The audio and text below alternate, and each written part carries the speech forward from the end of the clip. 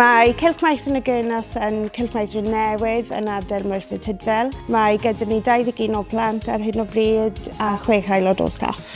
Mae ardal y Gurnos yn eitha diffreintiedig. Mae'n lyflu roi y cyfle i'r plant dod i Cylch Meithrin, lle maen nhw'n gallu dysgu a defnyddio'r Cymraeg. Mae Cylch Meithrin y Gurnos yn lleoliad dechrau deg, sydd yn golygu ni'n gallu cynnig lleoedd i plant am ddim.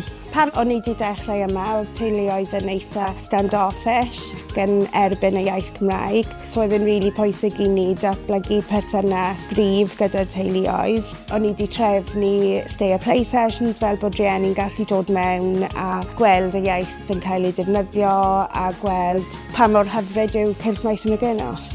Mae Idris wrth i fod yma. Mae'n dweud bob bore ydw i'n mynd i Meithrin, so mae yn wych. Mae eisiau rhywbeth Cymraeg ochr yma. A mae cyfle i bobl Gurnos yn datblygu Cymraeg a gobeithio bydd mwy o bobl yn yr ardal yma yn siarad Cymraeg yn y dyfodol. Dyn ni'n trio creu awyrgylch cartrefol, fel bod y plant yn gallu dod mewn ac yn teimlo fel bod nhw yn y gartref. Mae yna lot o pethau naturiol o gwmpas, lluniau o'r plant, lluniau o'r teulu. Mae'r plant yn mwynhau chwarae gyda dŵr, tywod, mud. Mae nhw'n hoffi plannu yn yr ardd. Dyn ni'n tyfu llysiau am fod adre at rieni. Dwi'n prawd iawn i gael cylch mor hyfryd gyda staff hollol ffantastig.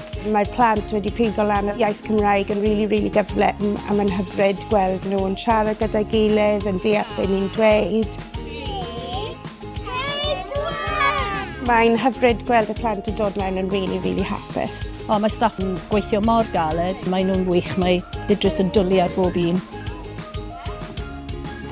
Barod?